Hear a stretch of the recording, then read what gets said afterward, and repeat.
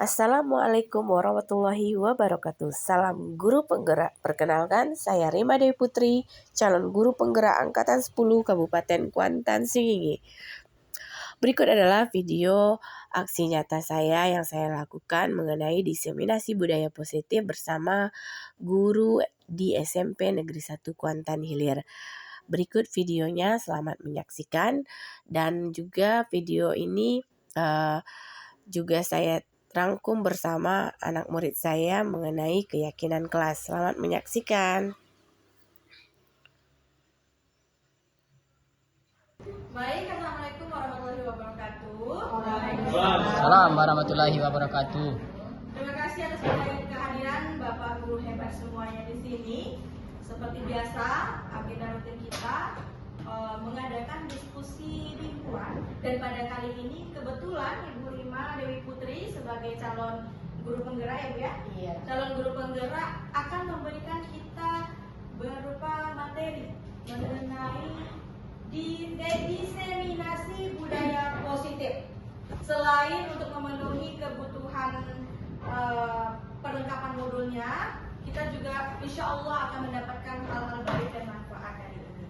Baiklah, mungkin langsung saja kita persilakan Ibu Rima Dewi Putri untuk memberikan pemahaman kepada kita. Kepada Ibu Rima, disilakan. Oke, assalamualaikum warahmatullahi wabarakatuh. Waalaikumsalam warahmatullahi wabarakatuh. Alhamdulillah, puji syukur kehadirat Allah Subhanahu wa taala.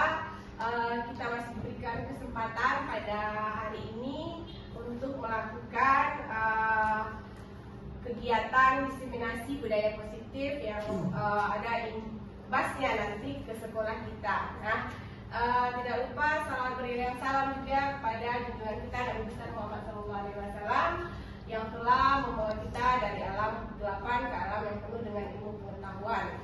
Dengan mengucapkan salawat Allahumma sholli ala Muhammad wa ala ali Muhammad. Baiklah, pada video kali ini saya akan memaparkan mengenai diseminasi budaya positif. Budaya positif.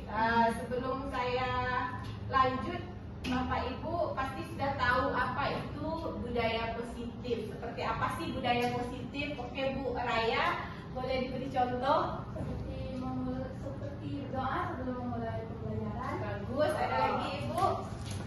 Pak Asman? Datang tepat waktu pada Datang pagi tepat hari, waktu.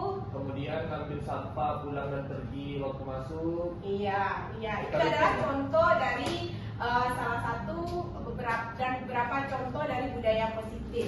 Nah, budaya positif ini harus diciptakan di lingkungan sekolah agar nantinya terwujud pendidikan yang berpihak kepada murid, di mana budaya positif tersebut dapat dijalankan dengan menerapkan konsep inti seperti disiplin positif, teori motivasi perilaku manusia yang berkaitan dengan hukuman dan penghargaan, posisi kontrol guru, pembuatan keyakinan sekolah atau kelas, dan penerapan segitiga restitusi dalam penyelesaian masalah. Disiplin positif mengajarkan anak bertanggung jawab dan akan berperilaku baik berlandaskan pada nilai-nilai kebajikan. Karena disiplin positif ini membuat anak memahami dan menyadari dari dalam diri anak tanpa ada paksaan, hukuman, dan hadiah. Oke, ini merupakan pengertian disiplin positif.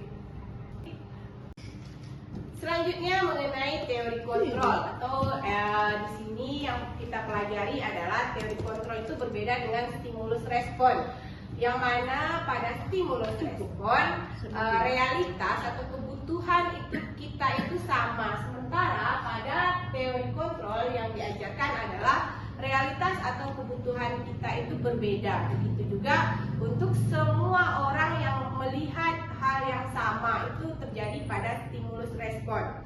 Sementara pada teori kontrol, setiap orang itu memiliki gambaran yang berbeda. Maknanya di sini kebutuhan yang diinginkan oleh peserta didik kita itu dan yang dilihat oleh peserta didik kita itu berbeda sebenarnya.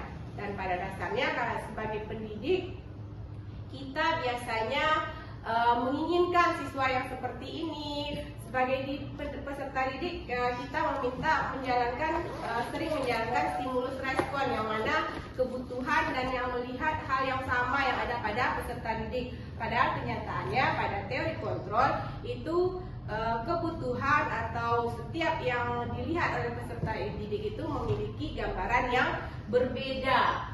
Dan selanjutnya adalah kita mencoba mengubah orang agar berpandangan yang sama dengan kita. Itu terjadi pada stimulus respon. Padahal pada kenyataannya yang terjadi pada teori kontrol adalah kita berusaha memahami pandangan orang lain tentang dunia, karena pandangan orang terhadap dunia itu juga berbeda.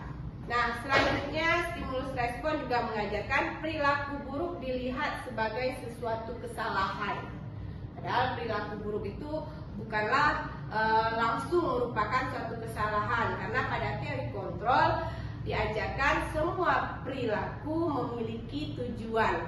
Anak bersikap buruk itu tentu ada alasannya, ada tujuannya. Tentu di sini perlu kita pahami teori kontrol yang harus dijalankan seperti itu. Selanjutnya adalah orang lain bisa mengontrol saya. Padahal pada teori kontrol hanya Anda yang bisa mengontrol diri Anda sendiri. Tidak ada yang bisa mengontrol diri kita selain diri kita sendiri.